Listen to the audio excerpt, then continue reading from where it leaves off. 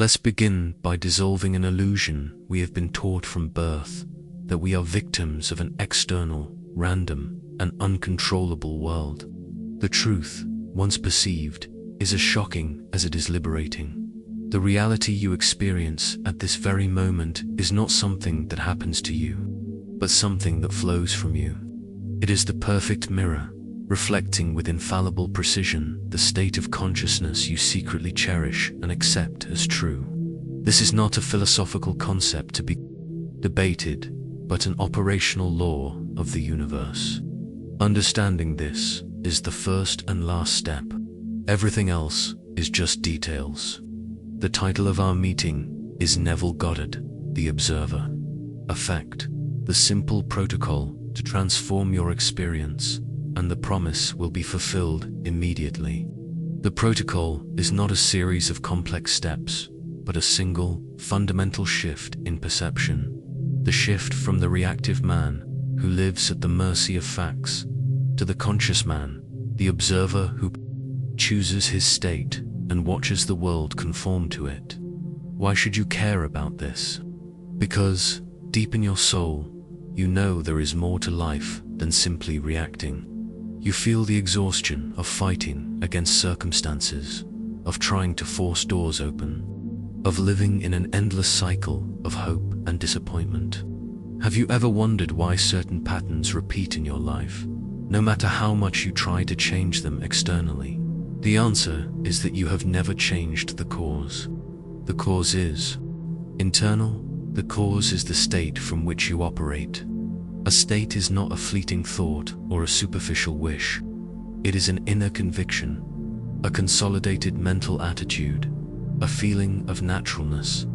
It is the I am that you assume. If you assume the state of being unsuccessful, you can work day and night, but reality will find a way to mirror that conviction. If you assume the state of being loved, the world will reorganize itself to present you with the love you have already accepted as yours. This is the primacy of the inner state. It is the only cause. The physical world, with all its people, events, and circumstances, is merely the effect. Neville Goddard, with his surgical clarity, taught us that consciousness is the only reality. That which you hold in your imagination with feeling and persistence is what will be projected onto the screen of space. Many hear this and think of positive thinking or forced optimism, but it is not about that. Forced optimism is a battle, an attempt to convince yourself of something you don't believe. The assumption of a state is a relaxation. It is a surrender of the fight. It is the silent, calm acceptance that your desire is already an accomplished fact in the only place where reality truly exists, in your own consciousness. Imagine your subconscious mind as a perfectly fertile soil without any preference. It does not judge whether the seed you plant is of prosperity or poverty, of health or of sickness. It simply accepts the seed it is given and makes it sprout. And what is the seed? The seed is your dominant feeling, your assumption. When you worry, you are planting seeds of worry, and life will give you more reasons to worry. When you live in the feeling of gratitude and fulfillment, you are planting those seeds, and the world will unfold to give you more reasons to be grateful. The law is impersonal. It does not give you what you want. It gives you what you are. I remember a time in my life when I was desperately trying to achieve a professional goal. I did everything right. I worked longer hours, read all the books, made all the contacts. But internally, my state was one of anxiety and lack. I felt the absence of what I desired. I lived in the consciousness of not having. And, like a faithful mirror, reality showed me exactly that. Opportunities that almost worked out, promises that dissolved, a constant feeling of being almost there. The change didn't come with more effort, but with a surrender. Tired of the struggle, I decided to try this radical idea. Every night, for just a few minutes, I stopped thinking of my goal and started thinking from it. I would ask myself, How would I feel now if this were already true? And I allowed myself to feel the relief, the satisfaction, the calm of accomplishment. I no longer saw the goal as something distant to be achieved, but as a present reality in my consciousness. I assumed the state. A short time later, in ways I could never have planned, the pieces of the puzzle began to fall into place. People appeared, opportunities arose, and the goal materialized in the outer world. Not as a result of a frantic struggle, but as the natural blooming of a seed I had planted and nurtured in silence. This leads us to a crucial question. If it's so simple, why don't we all live the life of our dreams? The answer lies in the hypnotic power of habit, in the tyranny of automatic reactivity that pulls us back into old states. But how do you maintain this assumed state when the outside world screams the opposite? How do you silence the voice of doubt that arises with every apparent setback? This is the great challenge, the bridge we need to cross. It's no use assuming a state of peace for 5 minutes and spending the other 23 hours and 55 minutes reacting with anger and fear. It is the persistent assumption that creates reality. And to persist, we first need to understand the mechanism that throws us off our center. What state would you choose to assume today if you knew, without a shadow of a doubt, that reality would have no choice but to obey your inner command? Leave your answer in the comments and declare to yourself the starting point of your new reality. In the next block, we will dissect the anatomy of this force that sabotages us, reactivity, and reveal where, amidst the chaos of autopilot, the exact point of your freedom lies. Reactivity is the sleep of consciousness. It is the state in which most of humanity lives, a sleepwalking state where we believe we are the thinkers of our thoughts and the authors of our actions, when, in fact, we are merely reactors, puppets whose strings are pulled by invisible beliefs and programs installed long ago. In the previous block, we established the foundation. Your state of consciousness is the cause of everything. Now, we need to examine the enemy of this sovereignty, the mechanism that makes you forget who you are and returns you to the prison of the past. Reactivity is the process by which you surrender your creative power to an external circumstance. It is the moment you cease to be the observer and identify with the observed. Understanding the anatomy of this process is like turning on a light in a dark room. Suddenly, what seemed like a frightening monster reveals itself as a simple, predictable mechanism that can be dismantled. The cycle of reactivity is almost always the same and happens at a dizzying speed. First, there is the trigger. It can be anything: a word someone says, an unexpected email, a bill that arrives, a news story on television. It is a stimulus from the world of effects. Immediately after the trigger comes the second step, the physical sensation. Before a conscious thought even forms, your body reacts. It's the cellular memory of past reactions. You feel a tightness in your chest, a lump in your throat, heat rising to your face, tension in your shoulders. This is the alarm. It's your body saying, "Attention," an old program has been activated. Most of us completely ignore this stage. We are so disconnected from the wisdom of our bodies that we don't even notice this crucial signal. Immediately after the physical sensation, and to justify it, comes the third step, the mental narrative. The mind, like a story-creating machine, instantly constructs a plot to explain why you are feeling that way. He said that to disrespect me, I'll never be able to pay this. This always happens to me. I knew I wasn't good enough. This story is not an objective analysis of reality.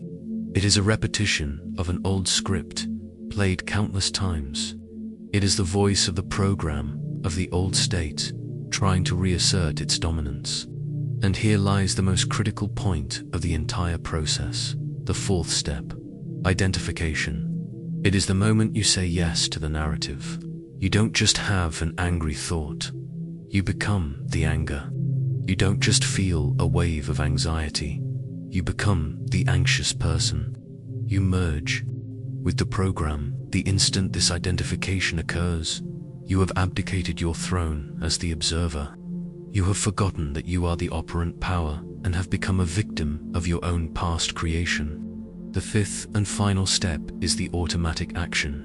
Once identified with the reactive state, your words and actions will flow from it effortlessly. You will respond sharply, make an impulsive decision based on fear, procrastinate or shut down. And this action, born from the old state, will serve to create more external circumstances that, in turn, will validate the original narrative. You create a feedback loop that proves to yourself that your reaction was justified. See, the mind says, I was right to be angry. Look at how he's acting now. And so, the prison is reinforced. You live the same day, the same week, the same life, over and over again, just with slightly different settings and characters. But, and this is the key that opens all doors, between the trigger and the reaction, between the sensation and the identification, there is a space. It may seem like a microsecond, but eternity resides in that interval. It is a space of pure silence, of unlimited potential. It is the point of choice. It is in that space that you can exercise your true will. Therein lies the observer, your pure consciousness, which is not the program, not the sensation, not the story. It is the silent presence that can witness all of this without becoming any of those things. Spiritual practice, the true mastery of life, consists of widening this space. In the beginning, you will only notice it after the reaction has already happened. You will look back and think, I reacted again. But with the practice of self-observation, you will begin to catch the process midway. And, eventually, you will catch it at the beginning. You will feel the tension in your body and, instead of jumping to the narrative, you will pause. You feel the tightness in your chest. The mind races with justifications for your anger, and everything seems to indicate that the only logical response is to explode. But that logic is the logic of the prison, the repetition of the past. It is the path of least resistance, the deepest groove in your brain. So, what happens if, for a single second, you just observe the sensation without giving it a name or a story? What happens if you observe the thought of anger as you observe a cloud passing in the sky without jumping into it? What happens is a miracle. The program, not receiving the energy of your identification, begins to lose power. The emotional wave, not being fed, reaches its peak and begins to recede. And in that space you have created, you remember. You remember the state you chose to assume. You remember that you are not the puppet, but the puppet master. The voice of doubt we mentioned in the previous block. The one that asks, how can I maintain the state when the world contradicts me? It only has power when you identify with it, in that exact moment of the anatomy of reactivity. The world does not contradict you. It only shows you the programs you have not yet released. Every trigger is not an attack. It is an invitation. It is an opportunity to see an old pattern, thank it for showing itself, and consciously choose again. Freedom is not the absence of triggers. Freedom is your ability not to become the reaction that the trigger suggests. Now that we have dissected the mechanism of the prison, we are ready for the tool of liberation. It is not enough to understand the theory of reactivity. We need a practical protocol, something to use in the heat of battle, in the middle of traffic, in the middle of an argument. That is what we will explore next. The 60-second protocol, a technique to return to your center and respond to life from the state you have chosen, and not from the state you have inherited. Knowing that there is a space between stimulus and response is a revelation, but without a tool to consciously access that space, the theory remains distant. like a treasure map without the path to reach it. The real challenge doesn't happen in the quiet morning meditation, but at 3 in the afternoon on a Tuesday, when the pressure mounts and the old impulses come on with full force. It is at that moment that reactivity seems not only inevitable, but justified. It is for these moments that the 60-second protocol was designed. It is not a magic formula, but a discipline, a practice of remembering who you are when the world tries to make you forget. It is an emergency tool to return to your center, to reclaim the throne of your operant power before the reactive sleepwalker takes control of your day. It is composed of 4 simple steps, but each one is a profound act of power and consciousness. The first step, which can take about 10 seconds, is recognize and feel the sensation without judgment. The instant the trigger occurs, the first order of the protocol is to dive your attention directly into the physical sensation it generated. Not the story, not the culprit, not the problem, but the pure physical energy in your body. Where is it? Is it a tightness in your stomach, tension in your jaw, heat in your chest? Instead of recoiling from it, you move closer. You investigate it with the curiosity of a scientist. By doing this, you perform 2 powerful acts. First, you depersonalize the sensation. It ceases to be my anger or my anxiety and becomes just a sensation of tightness here. You separate it from your identity. Second, you anchor your consciousness in the present, in the here and now of your body, preventing your mind from traveling to the past, remembering other times you felt this way, or to the future, imagining terrible consequences. You simply witness the energy, feel it, allow it to be there without resistance. Resistance is what feeds the emotion. Neutral observation is what dissolves it. The second step, which will take the next 20 seconds, is conscious and rhythmic breathing. With your attention still focused on the sensation, you begin to breathe deliberately. This is not your automatic, shallow breathing from when you're stressed. It is a deep, paced breath.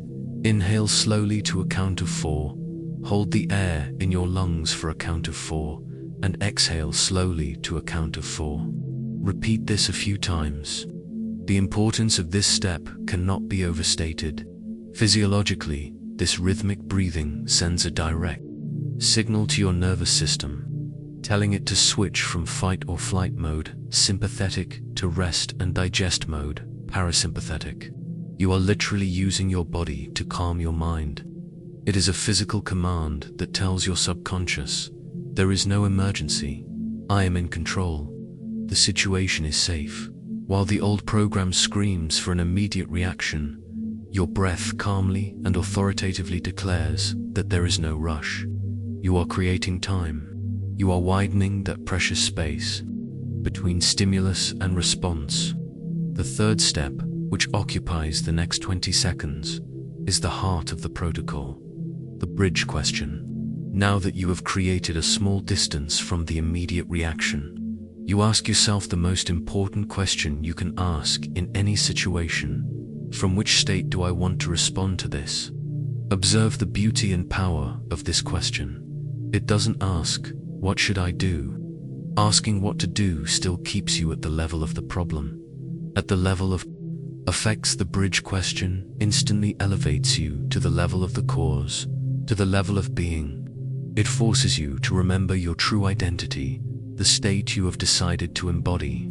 If you have assumed the state of being a calm and confident person, the question reminds you of that. The answer doesn't need to be a complex analysis. It's a feeling. I want to respond from calmness. I want to respond from clarity. I want to respond from confidence. I want to respond from love. The instant you choose the state, you change the script. You are no longer reacting to the past. You are creating from the chosen present. You reposition yourself as the cause and no longer as the effect. It's not about what you will do about the situation, but about who you will be in relation to it. The internal decision needs a seal, a confirmation in the physical world to signal to your body and mind that a new direction has been taken. It is a physical act that declares the decision is made. The old pattern has been interrupted. This is the new state. The gesture can be anything as long as it is deliberate. It could be a sip of water drunk with intention. It could be straightening your posture, feeling your spine erect and your shoulders relaxed. It could be a light, subtle smile that, even if no one sees it, your body feels. It could be touching your thumb to your index finger as a personal mudra of power. This small physical act is the anchor. It concludes the protocol, taking you from the purely mental realm and bringing you into concrete reality. In just 60 seconds, you have traveled from the brink of unconscious reactivity to the center of conscious choice. The momentum of the old program has been interrupted, and a new path has been established. As you practice this protocol, you will begin to notice that the need to use it becomes less frequent. Each time you apply it, you weaken the neural connections of the old habit and strengthen those of the new state. What was once a conscious effort becomes, over time, your new natural way of being. You train yourself to live from your center. If this practical approach to regaining control of your experience resonates with you, if it makes sense to have a tool to avoid getting lost in automatic reactions, then leave a like. It is a simple gesture that signals not only to the algorithm, but to yourself that you are committed to this journey of inner mastery. Now that we have the tool, in the next block, we will explore how we can proactively strengthen our chosen state so that it becomes as natural as breathing, using the language the subconscious understands best, suggestions and focus. The 60-second protocol is your defense, your intervention tool for moments when the tide of reactivity threatens to drown you. But true mastery does not consist of living by putting out fires, but of building an internal structure so solid and fireproof that fires simply do not start. This block is about the proactive part of our work, the deliberate reprogramming of the subconscious. It is about how to sow and nurture the garden of your mind so that the state you have chosen becomes your natural habitat, your permanent abode. We do this through two sister practices, the correct use of autosuggestions and the conscious direction of your attention. Together, they form the foundation for your new state to cease being a visitor and become the main resident of your consciousness. First, let's talk about autosuggestions.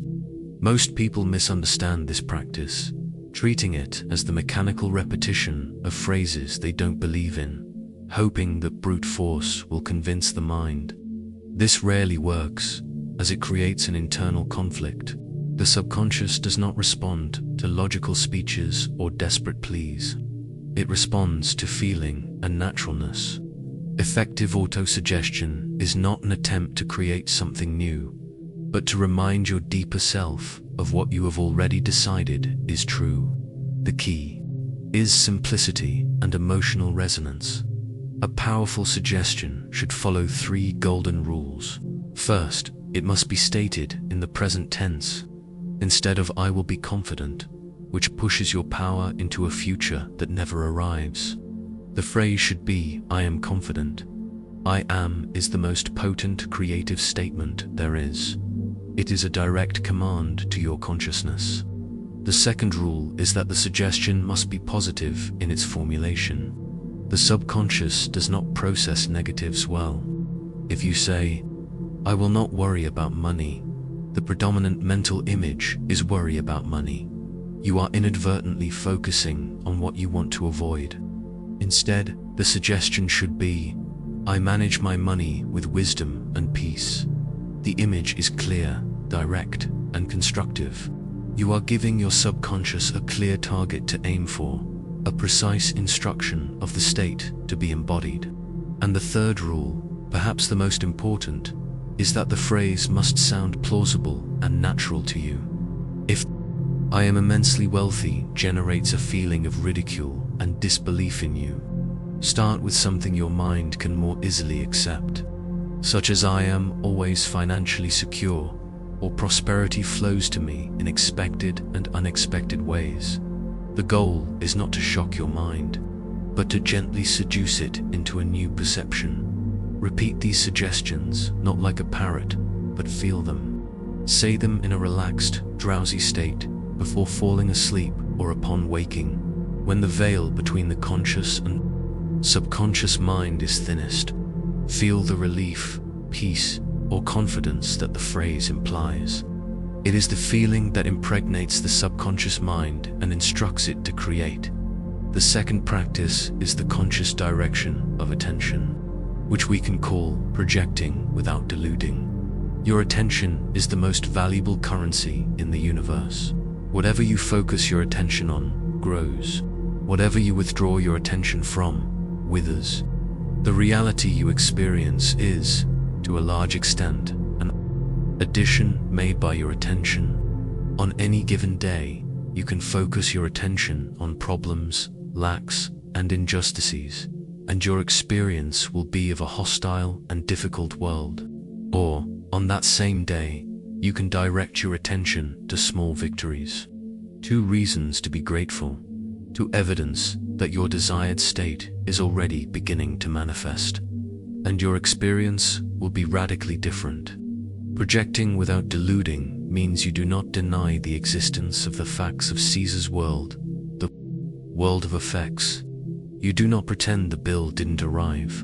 That would be delusion. Instead, you acknowledge the fact but refuse to give it your primary energy and attention.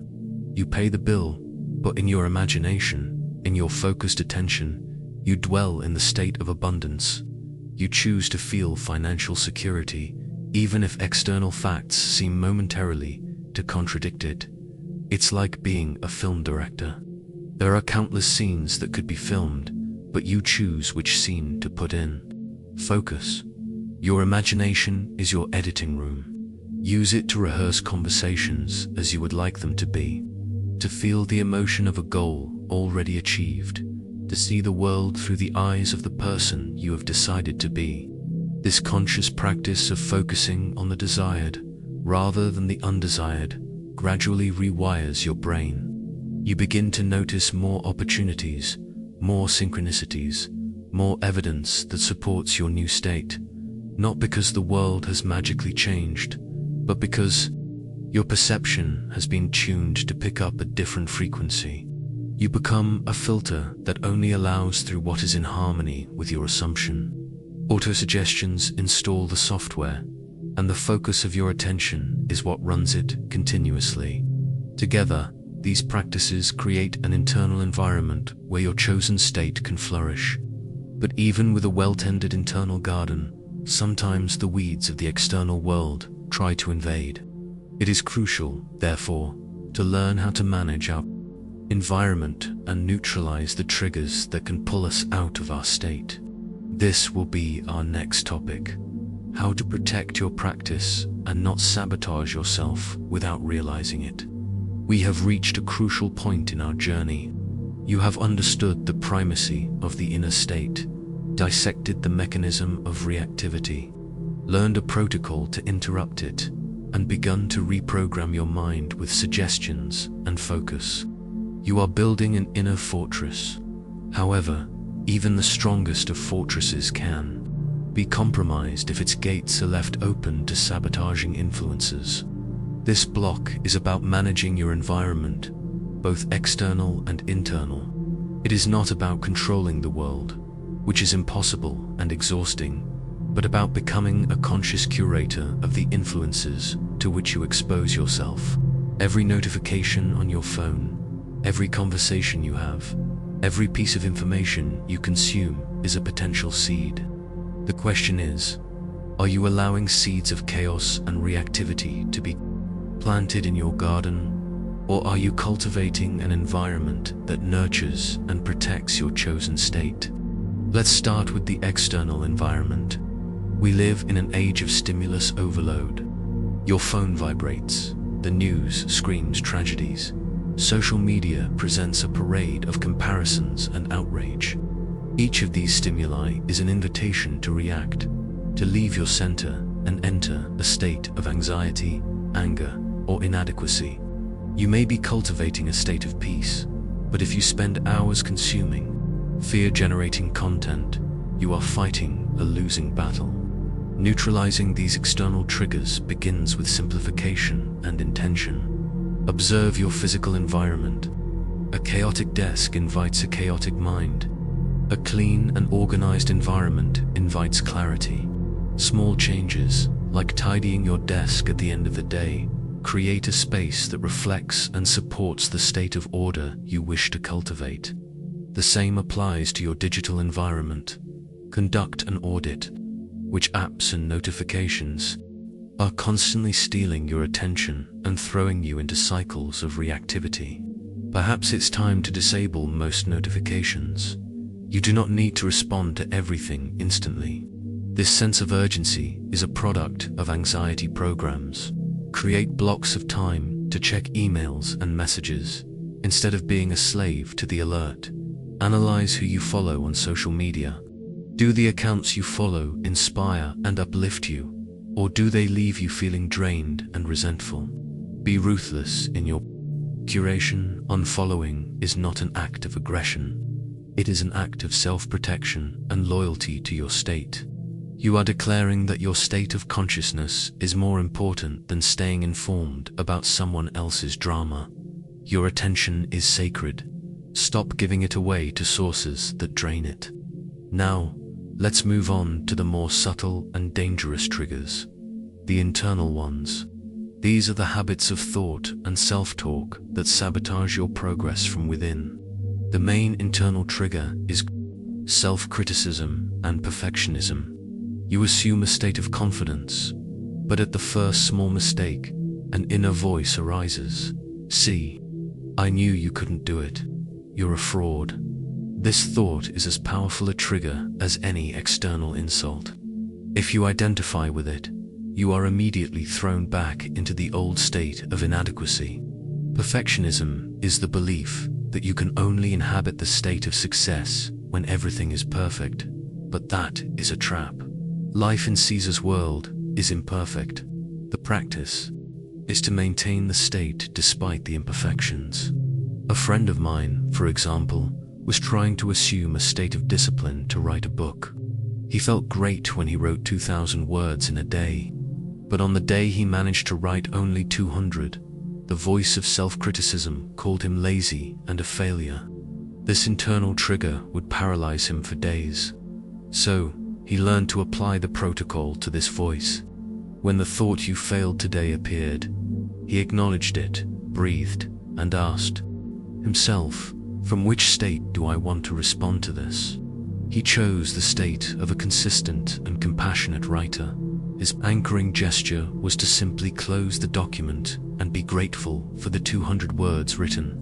By doing this, he neutralized the internal trigger and prevented a bad day from turning into a week of self-sabotage. Managing your environment is recognizing that you are in a constant dialogue with the world around you. The people you spend time with, the conversations you nurture, the thoughts you entertain, all of this is reinforcing a state of consciousness. This doesn't mean you need to isolate yourself on a mountain. It means you become aware of the impact these influences have on you.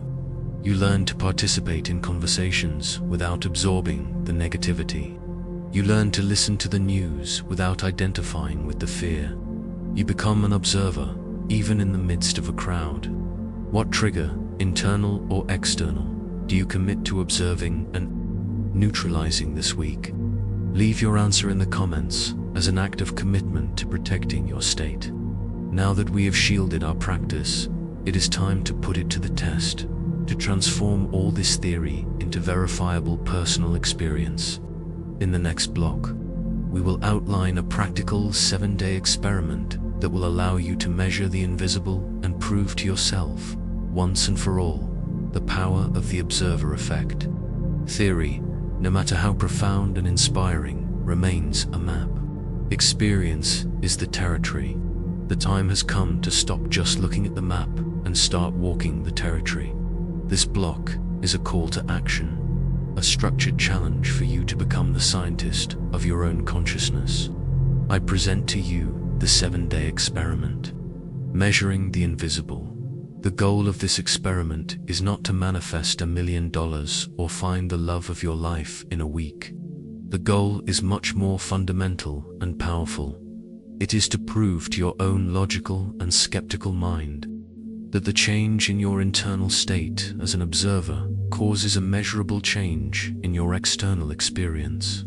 It is about building a foundation of unshakable faith, not from the words of others, but from your own empirical evidence.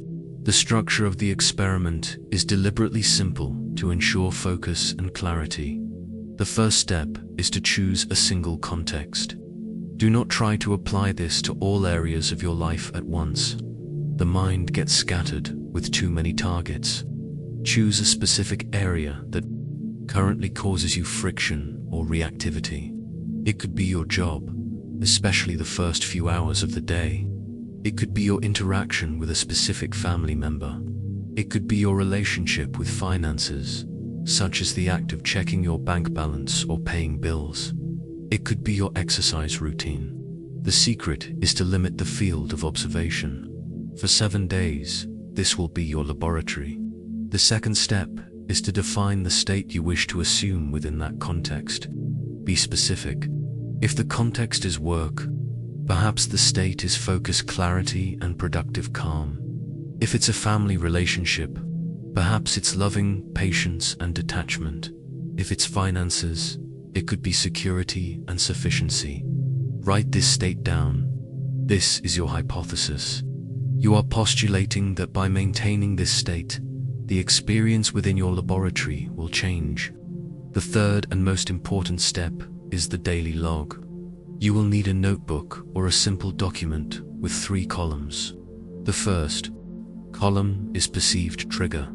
During the day, whenever you are in your chosen context and feel the impulse of reactivity, the tightness in your chest, the irritated thought, the urge to procrastinate, you will briefly record the trigger. Example, received an urgent email from my boss. The second column is protocol, applied, state chosen. Here, you note that you applied the 60-second protocol and reaffirmed your chosen state.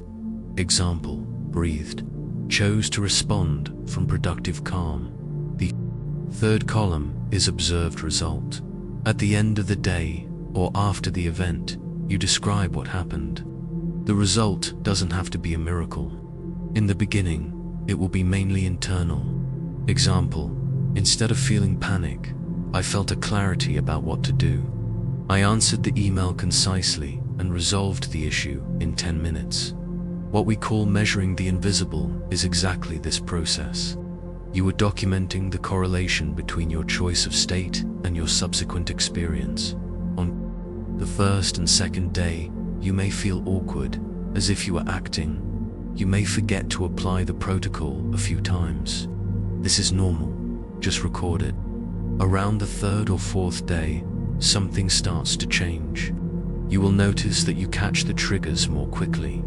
The space between the stimulus and your conscious choice begins to widen. You might record in the third column, I felt the irritation arise, but it didn't overwhelm me like before. The feeling lasted for a shorter time. This is valuable data. It is proof that reactivity is losing its power. As the days go by, you may start to notice subtle external changes. In your observed result column, you might write, my boss, who is usually impatient, seemed more receptive to my response. Or the conversation with my relative, which always ended in an argument, today ended peacefully. These are not coincidences. They are the reflection in the mirror. Reality is beginning to conform to your new vibration, to your new assumed state. It has no choice. At the end of the 7 days, reread your notes. You will have a document that traces a clear timeline. You will see, in black and white, the proof that you are not a victim of circumstances, but the silent creator of your experience through the choice of your state. This experiment is your rite of passage. It takes you from the realm of believing to the realm of knowing. It builds the muscle of self-observation and conscious discipline. The most profound result is not the external changes you will observe, but the internal confidence you will build. You will have proven to yourself that the key was always in your hands. Once you know how the mechanism works in one context, you can apply it to any other. But how do you know you are truly progressing in the long term? And what happens when this practice ceases to be an effort and becomes natural? In our final block, we will explore the signs of progress and the most advanced layer of this practice: effortless action, the state of flow that is the ultimate goal of all this work. We have come a long way together. We started with the radical premise that consciousness is the only reality, dissected the hypnotic mechanism of reactivity, learned a protocol to free ourselves from it, sowed new states in our mind, and even became scientists of our own experience. Now, we arrive at integration, at the harvest. The ultimate goal of all this practice is not to live in a state of constant vigilance, forever applying protocols. The goal is naturalization. It is to reach a point where the state you have chosen becomes your new nature, your default mode of operation, from which your actions flow spontaneously, without effort or friction. This final block is about how to recognize your progress and understand the beauty of the advanced stage, acting without conscious effort. One of the biggest obstacles on the path is impatience. The conditioned mind wants to see grand, immediate results. When they don't appear, doubt sets in. That is why it is vital to learn to recognize the true signs of progress, which are often subtle and begin internally. The first and most important sign is the reduction in the intensity and frequency of reactivity. Situations that once would have thrown you into an emotional whirlwind for hours now affect you for a few minutes. Eventually, for a few seconds, you might still feel the initial sting of a trigger, but it no longer hijacks you. You notice a growing space between the stimulus and your response. This space is your sanctuary of power. Celebrating the growth of this space is more important than celebrating any external manifestation. Another powerful sign is a growing mental clarity and a sense of inner peace that does not depend on external conditions. You may be in the middle of a hectic day, but inside there is a point of stillness. The thoughts that once raced in panic now seem more orderly. You make decisions more easily, not because you have all the answers, but because you are operating from a state of trust rather than fear. This underlying calm is proof that the new state is taking root in your subconscious. It is becoming the backdrop of your life. Then the external signs begin to appear, like echoes of your internal change. These are the so-called synchronicities or coincidences. The right person calls at the right time. The solution to a problem appears out of nowhere. Interactions with others become more harmonious. People seem to mirror back to you the state you are maintaining. If you inhabit a state of respect, people treat you with more respect. If you inhabit a state of peace, arguments seem to dissolve in your presence. Remember, the world is a mirror. These external changes are not the goal. They are the confirmation. They are the universe giving you a nod of acknowledgement. I have heard your command. I am conforming. And it is crucial to understand that relapses are part of the process. There is no perfection.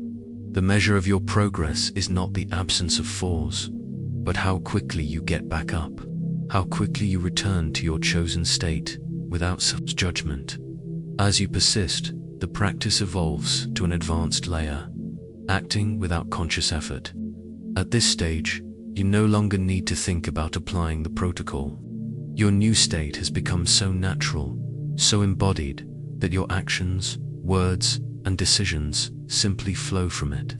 It's like learning to drive. In the beginning, you consciously think about every movement, clutch, gear, accelerator. It is an effort. But after months of practice, you simply drive.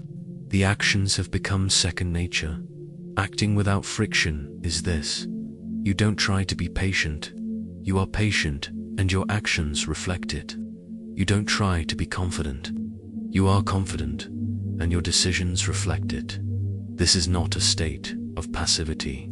On the contrary, it is the state of the most powerful and effective action there is, because it is an action born of internal harmony, not conflict.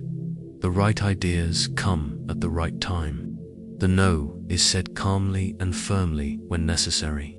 The yes is given with enthusiasm and totality. Life ceases to be a struggle and becomes a dance, a flow. You have become the observer who is no longer disturbed by the scenes of the movie, because you know you are the silent director behind it all. If this journey of inner mastery, of leaving the reactive audience and taking your place in the director's chair, resonates with you, then subscribe to the channel to continue exploring the depths of consciousness together. Now, to seal our work today, a question for your reflection. What does today's teaching awaken in you? What is the main revelation you take away from our time together? And, as a final challenge, I propose a day's reflection ritual. For just 1 minute before you go to sleep tonight, instead of reviewing the day's worries, simply observe your own consciousness. Feel the silent presence that is aware of all your thoughts, feelings, and sensations. Just rest in that presence. This is your true self, the observer. By doing this, you reinforce your deepest identity, the starting point of all creation. Remember the words of Neville Goddard: consciousness is the only reality. You are not in the world is in you. Occupy the right state, and watch life align in a beautiful and inevitable response.